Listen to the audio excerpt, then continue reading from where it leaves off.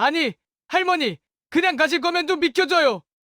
다른 손님들 물건 못 보잔수. 저 사과 한 알만 사려는데 주머니에 있던 동전이 없어져서. 목소리는 모기 소리처럼 작아 금세 주변의 소음에 묻혀버렸습니다. 좌판 주인은 귀찮다는 듯 손을 내저었고 주변 사람들은 잠시 흘깃 쳐다볼 뿐 이내 자신의 갈 길을 재촉했습니다. 그 누구도 노파의 공경에 관심을 가지지 않았습니다. 저는 그 모습을 차마 외면할 수 없었습니다. 제 처지도 벼랑 끝에 몰려 있었지만 저보다 더 약한 존재의 절박함이 제 발목을 붙들었습니다. 저는 조용히 노파에게 다가가 지갑에서 1,000원짜리 몇 장을 꺼내 좌판 위에 올려놓았습니다. 그리고 가장 빨갛고 탐스럽게 익은 사과 2알을 골라 노파의 손에 쥐어드렸습니다. 노파는 놀란 눈으로 저와 제 손에 들린 사과를 번갈아 쳐다보았습니다. 거친 세월의 흔적이 고스란히 새겨진 손은 미세하게 떨리고 있었습니다. 이 사소한 행동 하나가 저의 인생을 송두리째 바꾸게 되리라는 것은 꿈에도 알 수 없었습니다.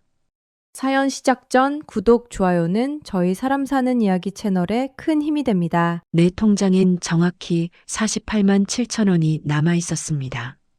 누군가에겐 가벼운 옷 한 벌의 값이겠지만 53세 저 김정숙에겐 다음 달의 생존과 직결된 마지막 보루였습니다.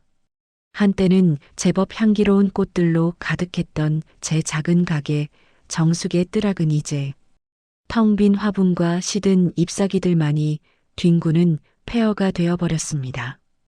권리금은커녕 밀린 월세와 관리비를 정산하고 나니 20년 넘게 제 청춘과 맞바꾼 공간은 제 손에 고작 이 돈만을 쥐어주었습니다.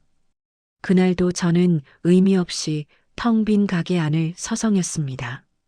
선반 위에 내려앉은 먼지를 손가락으로 쓸어보았습니다.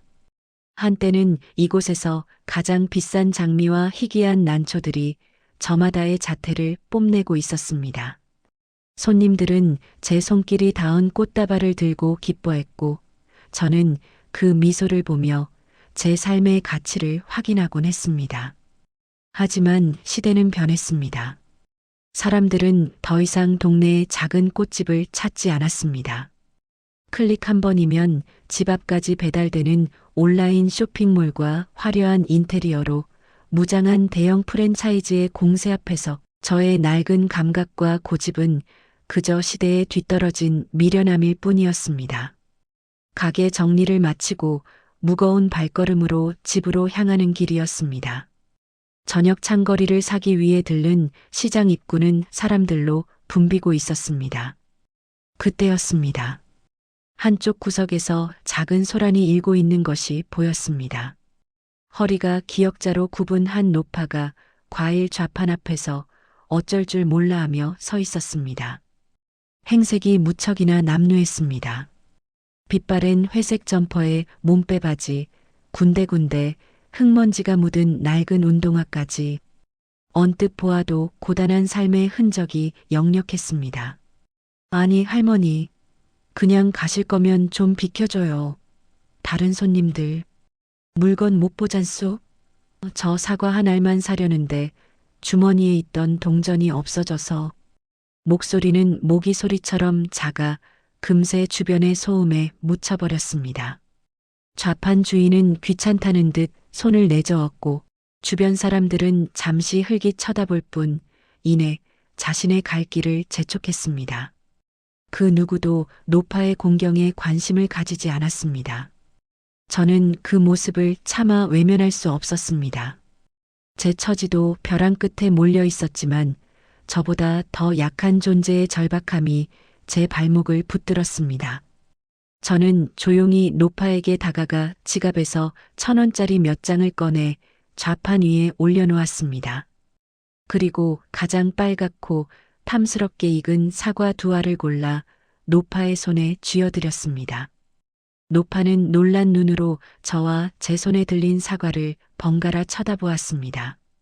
거친 세월의 흔적이 고스란히 새겨진 손은 미세하게 떨리고 있었습니다. 아이고, 이걸 왜 내가 돈을 잃어버려서. 괜찮습니다, 어르신. 제가 그냥 사드리고 싶어서요. 맛있게 드세요. 저는 그저 옅은 미소와 함께 고개를 숙여 보인 뒤 서둘러 자리를 피하려 했습니다. 대단한 선행을 베푼 것도 아니었고 그저 순간의 연민이 저를 움직였을 뿐이었습니다. 그런데 등 뒤에서 저를 붙잡는 목소리가 들렸습니다. 잠깐만요, 아주머니. 이름이라도 좀 알려줘요. 내가 이 신세는 꼭 갚아야지. 아닙니다. 정말 괜찮습니다. 신경 쓰지 마세요. 저는 손사래를 치며 시장 안쪽으로 발걸음을 옮겼습니다. 그날 저녁 남편과 아들은 제 표정이 유난히 어둡다는 것을 눈치챘습니다. 남편은 제 어깨를 말없이 두드려 주었고 갓 대학을 졸업하고 취업 준비에 여념이 없는 아들은 애써 밝은 목소리로 저를 위로했습니다. 엄마, 너무 속상해하지 마. 그 꽃집, 이제 잊고 좀 쉬엄쉬엄 지내. 내가 얼른 취직해서 호강시켜줄게. 알았어, 아들. 근데 당장 다음 달 월세랑 내 학원비는 어떡하지? 여보, 그런 걱정은 좀 나중에 해. 당신 몸부터 챙겨야지. 20년을 넘게 가게에 매달려 살았는데 하루아침에 괜찮을 리가 있나? 가족들의 따뜻한 위로가 오히려 비수처럼 가슴에 꽂혔습니다. 그날 밤 저는 잠 못 이루고 뒤척이다가 조용히 일어나 통장을 확인했습니다.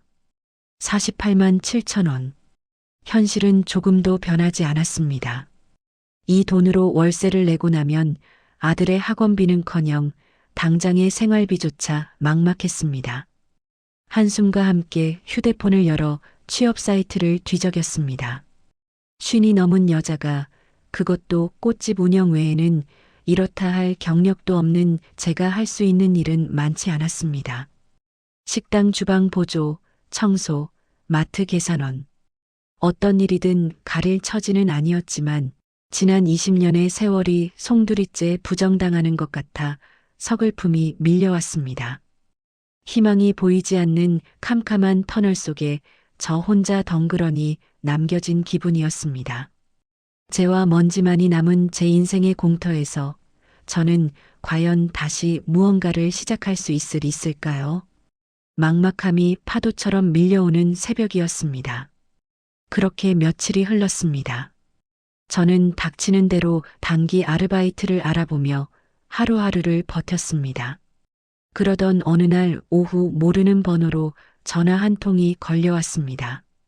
스팸 전화려니 생각하고 무시하려다 혹시나 하는 마음에 전화를 받았습니다. 수화기 너머에서는 젊고 단정한 톤의 남성 목소리가 들려왔습니다. 안녕하십니까? 김정숙 선생님 되십니까? 저는 본초 연구소의 박진우 실장이라고 합니다. 네, 그런데요, 무슨 일로? 다름이 아니라 저희가 진행하는 프로젝트의 자문위원으로 선생님을 모시고 싶어 연락드렸습니다. 본초 연구소라는 이름도 생소했지만 자문위원이라는 말은 더욱 뜻밖이었습니다. 평생을 꽃과 식물을 다루긴 했지만 연구소의 자문위원이 될 만한 전문적인 지식을 갖추었다고는 생각해 본 적이 없었기 때문입니다. 저는 의아한 마음에 되물었습니다. 제가요? 뭔가 착오가 있으신 것 같습니다. 저는 그냥 동네에서 작은 꽃집을 운영했을 뿐입니다. 아닙니다. 저희가 찾던 분이 맞습니다. 전통 원료의 품질 감별 및 활용 방안 연구 프로젝트입니다. 서류상의 스펙보다는 오랜 시간 자연물을 다뤄오신 분의 직관과 경험이 절실히 필요합니다. 혹시 잠시 시간을 내어주실 수 있겠습니까? 저는 여전히 모든 상황이 의심스러웠습니다. 보이스피싱의 새로운 수법은 아닐까 하는 생각마저 들었습니다. 하지만 박 실장의 목소리는 흔들림 없이 차분했고 그의 설명은 이상하리만치 구체적이었습니다. 무엇보다 직관과 경험이 필요하다는 말이 잿더미가 된 제 마음속에 작은 불씨를 던졌습니다. 평생을 고집스럽게 지켜온 저의 안목을 인정해주는 듯한 그 한마디에 저는 홀린 듯 약속을 잡고 말았습니다. 집에 돌아와 남편과 아들에게 이 사실을 이야기하자 예상했던 대로 불같은 반대가 터져 나왔습니다. 당신 제정신이야? 세상에 어떤 연구소에서 당신 같은 사람을 자문위원으로 써. 딱 봐도 사기꾼들이잖아. 요즘 세상이 얼마나 험한데. 엄마 아빠 말이 맞아. 그거 신종 사기일 확률이 99%야. 괜히 나갔다가 이상한 일에 휘말리지 말고 당장 안 간다고 해. 아니야, 목소리도 그렇고 뭔가 이상한 사람 같지는 않았어. 그냥 한 번만 가보면 안 될까? 믿져야 본전이잖아. 나도 뭐라도 해야지. 이렇게 손 놓고 앉아있을 수만은 없잖아. 뭐라도 하려다 큰일 나면 어떡하려고 그래. 당신이 뭘 안다고 거길 가. 내가 내일부터라도 막노동이라도 다시 나갈 테니까 당신은 집에 얌전히 있어. 응? 남편의 걱정 어린 잔소리와 아들의 만류에도 불구하고 제 마음은 이미 약속 장소로 향하고 있었습니다. 잃을 것이 없는 사람에게는 때로 무모한 용기가 생기는 법입니다. 제게 남은 것은 바닥을 드러낸 통장과 상처 입은 자존심뿐이었습니다. 어쩌면 이것이 마지막 기회일지도 모른다는 절박함이 저를 움직였습니다. 약속 당일 저는 주소에 적힌 건물 앞에 섰습니다. 강남의 번화가에 위치한 삐걱거리는 낡은 상가 건물이었습니다. 화려한 연구소를 기대했던 것은 아니지만 초라한 외관은 제 의심을 더욱 키웠습니다. 역시 돌아가야 하나. 망설이는 순간 건물 입구에서 박 실장이라는 남자가 저를 기다리고 있었습니다. 그는 말쑥한 정장 차림에 서글서글한 인상을 가진 30대 초반의 남자였습니다. 김정숙 선생님 맞으시죠? 기다리고 있었습니다. 이쪽으로 오시죠. 건물이 낡아서 놀라셨죠? 저희가 아직 임시로 사용하는 공간이라 그렇습니다. 박 실장의 안내를 따라 들어간 내부는 겉보기와는 달리 깔끔하게 정돈되어 있었습니다. 하지만 연구소라기보다는 평범한 사무실에 가까웠습니다. 한쪽 벽면에는 여러 종류의 건조된 약초와 꽃들이 담긴 유리병들이 진열되어 있었고 커다란 테이블 위에는 정체를 알 수 없는 도구들이 놓여 있었습니다. 박 실장은 제게 따뜻한 차를 한 잔 건네며 프로젝트에 대해 다시 한번 설명하기 시작했습니다. 그리고는 믿을 수 없는 제안을 건넸습니다. 저희는 선생님의 안목을 사고 싶습니다. 저희가 제시하는 몇 가지 원료들의 등급을 매겨주시고 그에 대한 소견을 간단히 작성해 주시면 됩니다. 총 3번의 테스트가 진행될 예정이며 테스트를 통과하실 때마다 소정의 사례비가 지급됩니다. 사례비라면 얼마나? 1차 테스트 통과 시 100만 원입니다. 100만 원. 그 액수를 듣는 순간 제 심장이 쿵 하고 내려앉았습니다. 48만 7천 원이 전 재산인 제게 100만 원은 가뭄의 단비와도 같은 돈이었습니다. 의심과 불안, 그리고 한 가닥 희망이 뒤섞여 머릿속이 복잡해졌습니다. 이것은 과연 벼랑 끝에 선 제게 내려온 동아줄일까요? 아니면 더 깊은 나락으로 저를 끌어내릴 썩은 거미줄일까요? 저는 마른 침을 삼키며 결심을 굳혔습니다. 어차피 선택의 여지는 없었습니다. 첫 번째 테스트는 바로 그 자리에서 시작되었습니다. 박 실장은 커다란 나무 쟁반 3개를 제 앞에 내려놓았습니다. 각 쟁반 위에는 말린 쑥이 한 줌씩 놓여 있었습니다. 하나는 언뜻 보기에도 짙은 녹색을 띠며 향이 진했고 다른 하나는 누렇게 색이 발해 있었으며 마지막 하나는 그 중간쯤 되어 보였습니다. 선생님, 이 3가지는 모두 강화도에서 채취한 약쑥입니다. 저희에게 이 쑥들을 납품하겠다는 업체 3곳에서 보내온 샘플이지요. 저희는 이 중에서 최상급의 원료를 단독으로 공급받고자 합니다.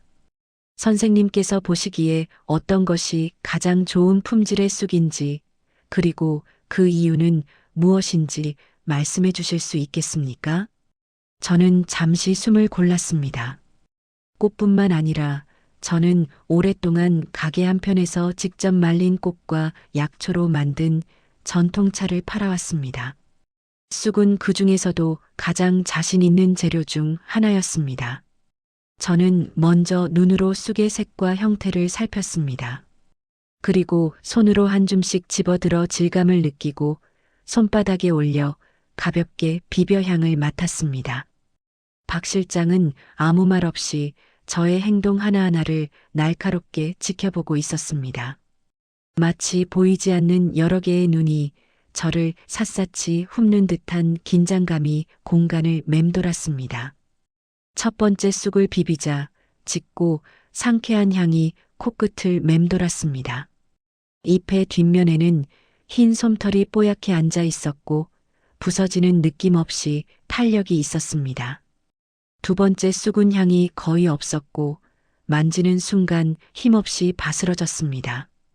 마지막 쑥은 향은 제법 괜찮았지만 줄기가 너무 많고 잎의 크기가 고르지 못했습니다. 잠시 후 저는 확신에 찬 목소리로 입을 열었습니다.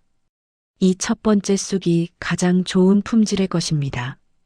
이것은 음력 5월 단오 무렵 가장 약성이 좋을 때 채취하여 해풍에 잘 말린 강화 사자발쑥이군요. 잎 뒷면의 솜털이 고르고 비볐을 때 퍼지는 향이 인공적이지 않고 깊습니다.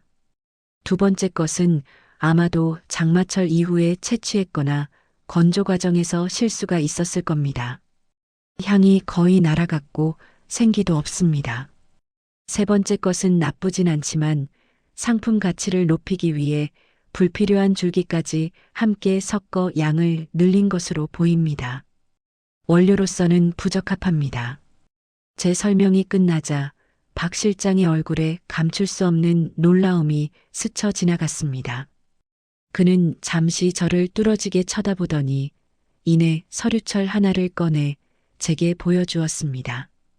그곳에는 각 샘플에 대한 전문가의 감별 결과가 적혀 있었습니다. 제가 말한 내용과 토씨 하나 다르지 않은 분석이었습니다. 놀랍습니다, 선생님. 저희 연구소의 전문 감별사와 정확히 동일한 의견이십니다. 어떻게 단번에 아셨습니까? 글쎄요, 그냥 오래 만지고 보다 보니 저절로 알게 되더군요. 좋은 흙에서 자란 식물은 제각기 다른 기운을 품고 있습니다. 눈으로 보고 손으로 만지고 코로 냄새를 맡다 보면 녀석들이 제게 말을 걸어오는 것 같거든요. 스스로도 멋쩍은 대답이었지만 그것은 진심이었습니다. 지난 20년간 식물과 함께하며 터득한 저만의 감각이자 언어였습니다. 그 누구도 알아주지 않았던, 심지어 저 자신조차 낡고 쓸모없는 것이라 치부했던 저의 경험이 처음으로 가치를 인정받는 순간이었습니다. 박 실장은 그 자리에서 약속했던 사례비 100만 원이 든 봉투를 제게 건넸습니다. 1차 테스트에 훌륭하게 통과하셨습니다. 이것은 약속된 사례비입니다. 2차 테스트는 일주일 후에 진행될 예정입니다. 그때 다시 연락드리겠습니다. 두 손으로 받아든 봉투는 생각보다 묵직했습니다. 저는 얼떨떨한 기분으로 본초 연구소를 나섰습니다. 건물 밖으로 나오자 따스한 오후의 햇살이 얼굴 위로 쏟아졌습니다. 불과 1시간 전까지만 해도 의심과 불안으로 가득했던 마음이 조금씩 녹아내리는 기분이었습니다. 저는 곧장 은행으로 달려가 봉투에 든 돈을 전부 제 통장으로 입금했습니다. 148만 7천 원. 액정이 선명하게 보여주는 숫자를 보고 나서야 모든 것이 꿈이 아니라는 실감이 났습니다. 하지만 기쁨도 잠시, 마음 한편에서는 또 다른 불안감이 고개를 들기 시작했습니다. 과연 이 행운이 계속될 수 있을까? 2차 테스트는 무엇이며 나는 과연 그것을 통과할 수 있을까? 세상에 공짜는 없다는 오랜 진리가 제 귓가를 맴돌았습니다. 이 모든 것이 저의 오랜 경험을 시험하는 정당한 절차인지 아니면 더 큰 것을 얻기 위한 교묘한 미끼인지 저는 여전히 판단할 수 없었습니다. 일주일은 생각보다 빠르게 지나갔습니다.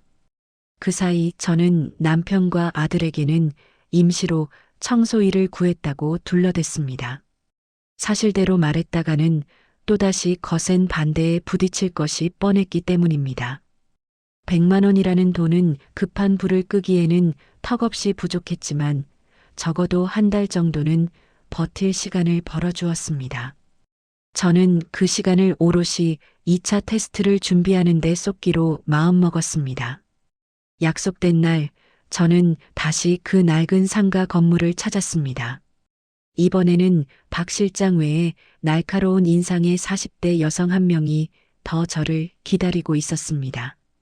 자신을 기획팀의 최민서 팀장이라고 소개한 그녀는 저를 위아래로 훑어보며 미심쩍은 표정을 감추지 않았습니다. 김정숙 씨 맞으시죠?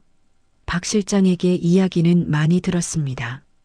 운이 좋으셨던 건지 정말 실력이 있으신 건지 오늘 보면 알게 되겠죠. 그녀의 말투에는 노골적인 무시와 견제가 담겨 있었습니다. 학연과 지연으로 얽힌 그들만의 세계에 불쑥 끼어든 이방인을 대하는 듯한 태도였습니다.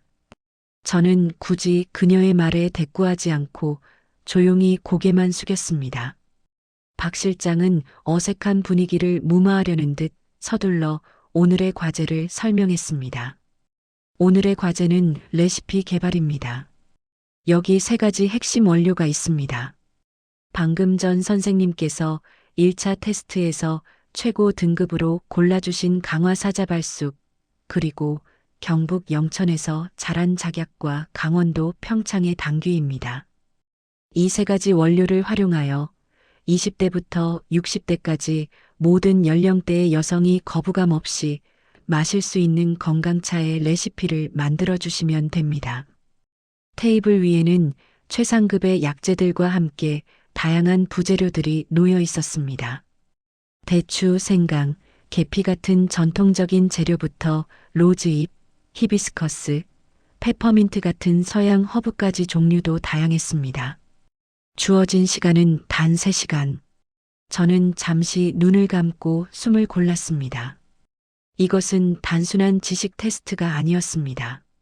재료에 대한 깊은 이해는 물론 현대인의 입맛을 사로잡을 수 있는 창의적인 감각까지 요구하는 과제였습니다.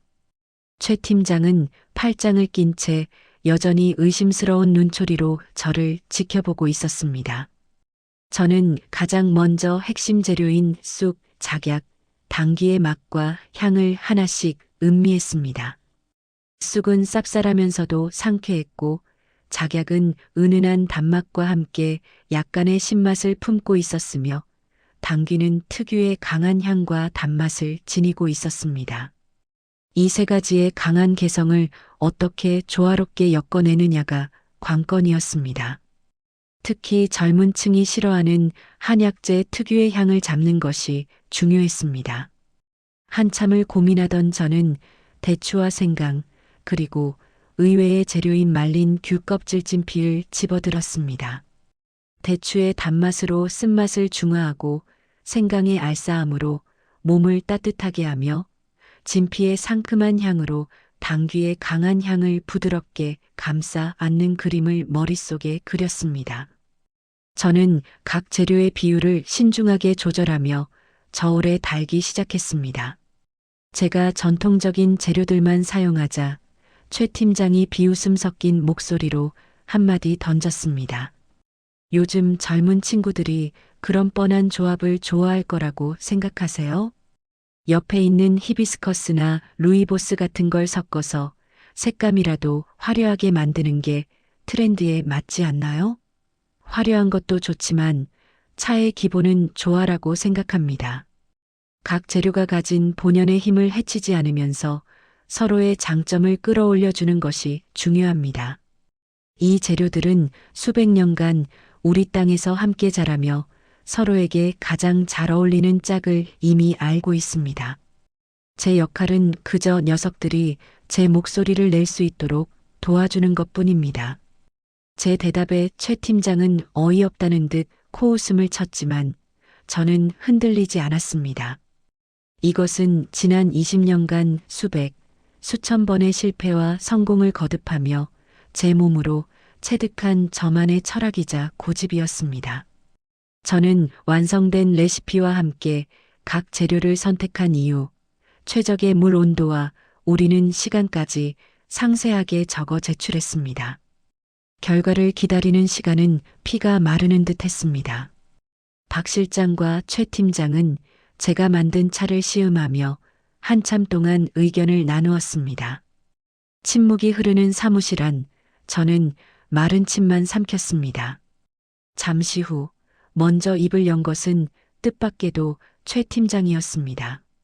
인정할 수밖에 없겠네요. 솔직히 뻔한 맛일 거라고 생각했는데 각 재료의 맛과 향이 어느 하나 튀지 않으면서도 완벽하게 어우러집니다. 특히 진피를 사용해 당귀 향을 잡은 건 정말 놀랍군요. 이 정도의 균형감은 웬만한 전문가들도 쉽게 만들어내지 못합니다. 박 실장은 환한 미소를 지으며 제게 다가와 2차 테스트 통과를 알렸습니다. 그리고 이번에는 300만 원이 든 봉투를 건넸습니다. 저는 봉투를 받아들었지만 돈의 액수보다 제 고집과 철학이 틀리지 않았다는 사실이 더 기뻤습니다. 낡고 시대에 뒤떨어졌다고 생각했던 저의 방식이 누군가에게는 놀라움이 될 수도 있다는 사실을 처음으로 깨달았습니다. 집으로 돌아오는 길, 저는 남편에게 전화를 걸었습니다. 여보, 나 돈 벌었어. 꽤 많이. 뭐? 당신 정말 무슨 일 하는 거야? 어디서 뭘 했길래 돈을 벌어? 솔직하게 말해. 남편의 목소리에는 기쁨보다 걱정이 가득했습니다. 저는 차마 모든 사실을 털어놓지 못하고 그저 괜찮다는 말만 반복했습니다. 마지막 3차 테스트는 과연 무엇일까? 그리고 그 끝에는 무엇이 기다리고 있을까? 희망과 불안이 교차하는 가운데 저는 제 인생의 뿌리가 생각보다 깊고 단단할지도 모른다는 작은 믿음을 품기 시작했습니다. 마지막 3차 테스트가 열리는 날, 박 실장은 제게 뜻밖의 장소를 알려주었습니다. 그동안 만났던 낡은 상가 건물이 아닌 서울 중심가에 위치한 거대한 빌딩의 최상층 스카이라운지였습니다. 약속된 장소에 도착한 저는 화려하고 고급스러운 분위기에 압도당해 잠시 입구에서 망설였습니다. 값비싼 옷을 차려입은 사람들 사이에서 제 행색이 유독 초라하게 느껴졌습니다. 제가 머뭇거리고 있자 박 실장이 다가와 저를 안으로 안내했습니다. 선생님, 이쪽입니다. 회장님께서 기다리고 계십니다. 회장님이라는 단어에 제 심장이 쿵 내려앉았습니다. 최종 테스트는 이 회사의 회장 앞에서 직접 프레젠테이션을 하는 형식이라고 했습니다. 안내를 따라 들어간 넓은 회의실에는 긴 테이블 끝에 중년의 신사 한 명이 앉아 있었습니다. 그는 날카로운 눈빛으로 저를 훑어보더니 맞은편 의자를 가리켰습니다. 최민서 팀장도 그의 곁에 배석해 있었습니다. 김정숙 씨 앉으시죠. 보고는 받았습니다. 실력이 아주 뛰어나시다고. 하지만 마지막 관문은 그리 쉽지 않을 겁니다. 그의 목소리는 위험이 있었지만 어딘지 모르게 차갑고 건조하게 느껴졌습니다. 마지막 과제는 제가 개발한 건강차의 사업 기획안을 발표하는 것이었습니다. 제품의 이름부터 가격, 주요 타겟, 마케팅 전략까지 구체적인 사업 계획을 세워야 했습니다. 평생 꽃만 팔아온 제게 사업 기획안이라니 눈앞이 캄캄했습니다. 하지만 이대로 물러설 수는 없었습니다. 저는 지난 며칠 밤을 새워가며 제 나름의 생각을 정리한 자료를 꺼내 들었습니다. 제가 생각한 이 차의 이름은 옹기입니다. 화려한 이름은 아니지만 이 차가 사람들의 몸과 마음에 따뜻한 온기를 전해주었으면 하는 마음을 담았습니다. 주된 타겟은 저와 같은 50대 이상의 여성이지만 저희 딸과 아들 세대도 즐길 수 있도록 저는 제가 가게를 운영하며 느꼈던 경험들을 바탕으로 서툴지만 진심을 담아 발표를 이어나갔습니다. 거창한 마케팅 용어나 전문적인 데이터는 없었습니다. 대신 어떤 고객들이 어떤 이유로 힘들어하고 그들에게 어떤 위로가 필요한지에 대한 저의 솔직한 생각들을 이야기했습니다. 발표가 진행되는 동안 회장의 표정은 점점 더 굳어지는 듯 했습니다. 마침내 제 발표가 끝나자 최 팀장이 기다렸다는 듯 날카롭게 파고들었습니다. 김정숙 씨, 지금 이걸 기획안이라고 가져오신 겁니까? 시장 분석 데이터도 예상 매출액도 손익분기점 계산도 아무것도 없지 않습니까? 이건 그냥 동네 장사꾼의 푸념 수준입니다. 회장님, 제가 말씀드리지 않았습니까? 이분은 그저 손재주만 조금 있을 뿐 우리 회사가 찾는 인재가 아닙니다. 최 팀장의 혹평에 저는 얼굴이 화끈거려 고개를 들 수 없었습니다. 회장 역시 아무 말 없이 저를 바라볼 뿐이었습니다. 모든 것이 끝났다고 생각하는 순간이었습니다. 그때 회의실 문이 조용히 열리고 누군가 안으로 들어왔습니다. 저는 무심코 고개를 돌렸다가 숨을 멈췄습니다. 그곳에는 며칠 전 시장 좌판 앞에서 제가 사과를 사드렸던 바로 그 남루한 행색의 노파가 서 있었습니다. 그런데 오늘의 그녀는 이전과는 전혀 다른 모습이었습니다. 단정하게 빗어넘긴 은발에 기품 있는 실크 블라우스를 입고 있었습니다. 그녀가 들어서자 얼음장 같던 회장과 최 팀장이 동시에 자리에서 일어나 깍듯하게 고개를 숙였습니다. 명예회장님 오셨습니까? 저는 제 눈을 의심했습니다. 시장에서 만났던 그 노파가 이 거대한 회사의 명예회장이라니 모든 조각이 한순간에 맞춰졌습니다. 시장에서의 우연한 만남, 의심스러웠던 자문위원 제안, 그리고 3번에 걸친 테스트까지 이 모든 것이 저를 시험하기 위해 치밀하게 설계된 무대였던 것입니다. 명예회장은 제 앞으로 천천히 다가와 따뜻한 눈빛으로 저를 바라보며 말했습니다. 놀랐겠지. 김정숙 씨, 내가 바로 본초 연구소를 세운 사람이자 이 회사 윤슬의 창업주 오현숙이에요. 어째서 저를... 나는 평생 사람을 상대하는 장사를 해왔어. 그러다 보니 사람을 보는 눈이 조금 생겼지. 나는 스펙 좋은 사람이 아니라 마음이 따뜻하고 뿌리가 단단한 사람을 찾고 있었어. 시장에서 공경에 처한 늙은이를 그냥 지나치지 못하는 그 마음씨가 내 눈길을 끌었고 흙과 식물을 대하는 그 손길에서 당신의 단단한 뿌리를 보았지. 그녀는 제 옆에 앉아있던 아들, 즉 회장을 향해 단호한 목소리로 말했습니다. 이봐, 오 사장. 자네가 말하는 데이터, 매출액, 물론 중요해. 하지만 사업의 기본은 사람의 마음을 얻는 거야. 김정숙 씨의 저 서툰 기획안에는 자네들의 그 어떤 보고서에도 없는 진심이 담겨 있어. 나는 내 평생의 과업인 윤슬을 다음 시대로 이끌어줄 사람으로 바로 이 김정숙 씨를 선택했네. 명예회장의 선언에 회의실 안의 모든 사람들이 충격에 휩싸였습니다. 저 역시 믿을 수 없는 상황에 할 말을 잃고 그저 그녀를 멍하니 바라볼 뿐이었습니다. 실패한 꽃집 주인에서 대한민국 굴지의 기업 윤슬의 프로젝트 책임자로 제 인생의 설계자는 그렇게 가장 초라하고 절망적인 순간에 제 앞에 나타났습니다. 공식적인 테스트가 모두 끝난 뒤 오현숙 명예회장님은 저를 따로 당신의 집무실로 불렀습니다. 통유리창 너머로 서울의 전경이 한눈에 내려다 보이는 넓은 공간이었습니다. 회장님은 제게 직접 따뜻한 차를 한 잔 따라 주었습니다. 공교롭게도 그것은 제가 2차 테스트에서 만들었던 바로 그 온기차였습니다. 이거 맛이 참 좋아. 마실 때마다 마음이 따뜻해지는 기분이야. 이름 한번 잘 지었어. 과찬이십니다, 회장님. 저는 아직도 이 모든 상황이 꿈만 같습니다. 꿈이 아니야. 김정숙 씨가 스스로의 힘으로 얻어낸 기회지. 나는 그저 멍석을 깔아주었을 뿐이고, 회장님은 잠시 창밖을 바라보며 상념에 잠기는 듯 했습니다.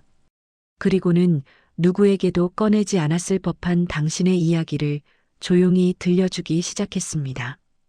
회장님 역시 한국 전쟁 직후 부산의 한 작은 좌판에서 말린 나무를 파는 것으로 사업을 시작했다고 했습니다. 글도 제대로 배우지 못했지만 좋은 물건을 알아보는 정직한 눈 하나만큼은 자신이 있었다고 합니다. 그때나 지금이나 장사의 기본은 똑같아.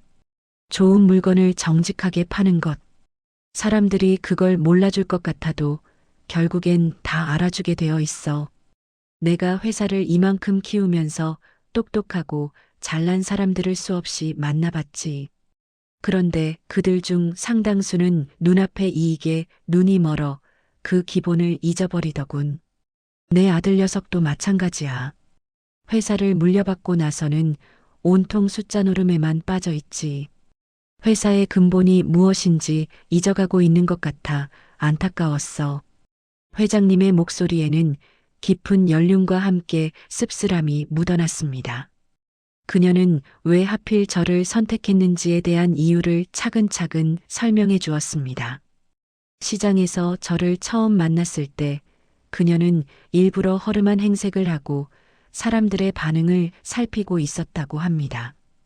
아들인 오 사장이 추진하는 프리미엄 실버 케어 사업이 과연 진정성이 있는지 현장의 목소리를 직접 듣고 싶었기 때문이었습니다. 사람들은 나를 거들떠보지도 않더군. 오히려 귀찮아하는 눈치였지. 그런데 김정숙 씨는 달랐어. 자신의 처지도 넉넉지 않아 보였는데 망설임 없이 내게 손을 내밀었지. 그 선한 마음이 첫 번째 관문이었어. 이후 그녀는 박 실장을 시켜 저에 대한 뒷조사를 했다고 합니다. 제가 오랫동안 꽃집을 운영해왔다는 사실, 그리고 가게는 망했지만 단 한 번도 식물의 품질을 속여 판 적이 없었다는 주변 상인들의 평판까지 모두 듣게 된 것입니다. 두 번째 테스트는 당신의 실력을 확인하는 과정이었어. 당신은 단순히 약초의 종류를 맞힌 게 아니었어. 그것들이 자라온 땅과 바람, 햇볕까지 읽어내더군. 그건 책으로 배울 수 있는 지식이 아니야. 오랜 시간 흙과 함께 정직하게 살아온 사람만이 가질 수 있는 지혜지. 그리고 마지막 테스트에서 나는 당신의 그릇을 보았어. 최 팀장의 비난 앞에서도 변명하거나 남을 탓하지 않고 묵묵히 자신의 소신을 지키는 그 단단한 말이야. 회장님의 이야기를 듣는 내내 저는 가슴속에서 뜨거운 무언가가 울컥 차오르는 것을 느꼈습니다. 실패한 인생이라 여겼던 저의 지난 세월이, 그 고집스럽고 미련했던 시간들이 결코 헛된 것이 아니었음을 증명받는 기분이었습니다.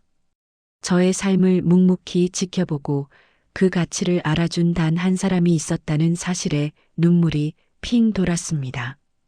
감사합니다, 회장님. 정말 감사합니다. 고맙기는 내가 더 고맙지. 이제 내 평생의 수건이었던 일을 함께 해줄 동지를 얻었으니까. 나는 윤슬의 이름으로 우리 땅에서 자란 좋은 원료들로 만든 제품을 세상에 내놓고 싶어. 돈만 쫓는 사업이 아니라 사람을 살리고 자연을 존중하는 진짜 배기 사업 말이야. 김정숙 씨, 나와 함께 그 꿈을 이뤄주지 않겠어? 회장님의 주름진 손은 작고 거칠었지만 그 어떤 손보다 따뜻하고 단단하게 느껴졌습니다. 저는 그 손을 마주 잡으며 힘껏 고개를 끄덕였습니다. 평생을 다른 이름으로 살아왔지만 어쩌면 같은 꿈을 꾸며 살아온 두 여인의 인생이 비로소 하나로 만나는 순간이었습니다. 이제 저는 더 이상 혼자가 아니었습니다. 제 인생의 가장 든든한 동반자이자 스승을 얻게 된 것입니다. 창밖의 노을이 그 어느 때보다 붉고 아름답게 타오르고 있었습니다. 그날 이후 제 삶은 180도 달라졌습니다. 저는 오현숙 명예회장님의 전폭적인 지원 아래 윤슬의 신규 사업부인 온기 프로젝트의 총괄 본부장으로 정식 임명되었습니다. 이 사실을 전해 들은 남편과 아들은 입을 다물지 못했습니다. 여보, 이게 다 사실이야? 당신이 대기업 본부장이 됐다고? 내가 지금 꿈을 꾸고 있는 건가? 엄마, 대박. 완전 영화 같아. 우리 엄마 진짜 멋있다. 내가 앞으로 진짜 잘할게. 호들갑 떨지들 마. 이제 시작일 뿐인데. 나 잘할 수 있겠지? 당연하지. 당신이 누군데? 내가 진작 알아봤어야 했는데 미안하오, 여보. 당신 그렇게 힘들 때 맘 편히 못해주고 잔소리만 해서. 남편은 제 손을 잡으며 눈시울을 붉혔습니다. 언제나 무뚝뚝하고 표현에 서툴렀지만 그 누구보다 저를 걱정하고 아껴왔던 사람이었습니다. 아들은 인터넷으로 윤슬이라는 회사를 검색하며 연신 감탄사를 내뱉었습니다. 캄캄하기만 했던 우리 집에 오랜만에 웃음꽃이 피었습니다. 텅 비었던 제 통장에는 계약금이라는 명목으로 제가 평생 만져보지 못했던 큰 돈이 입금되었습니다. 저는 그 돈으로 가장 먼저 밀린 월세를 모두 갚고 아들의 학원비를 결제하고 낡은 집의 도배를 새로 했습니다. 회사에서의 생활은 녹록지 않았습니다. 특히 저를 탐탁지 않게 여겼던 최민서 팀장을 비롯한 일부 직원들의 보이지 않는 텃세는 여전했습니다. 그들은 회의 때마다 일부러 어려운 전문 용어를 사용하며 저를 공경에 빠뜨리려 하거나 제가 제시한 의견에 사사건건 비판적인 태도를 보였습니다. 본부장님, 지금 제안하신 패키지 디자인은 너무 올드합니다. 타겟 연령층을 고려한다 해도 요즘 트렌드와는 전혀 맞지 않습니다. 하지만 저는 더 이상 위축되지 않았습니다. 오현숙 명예회장님이라는 든든한 버팀목이 있었고 무엇보다 제 자신에 대한 믿음이 생겼기 때문입니다.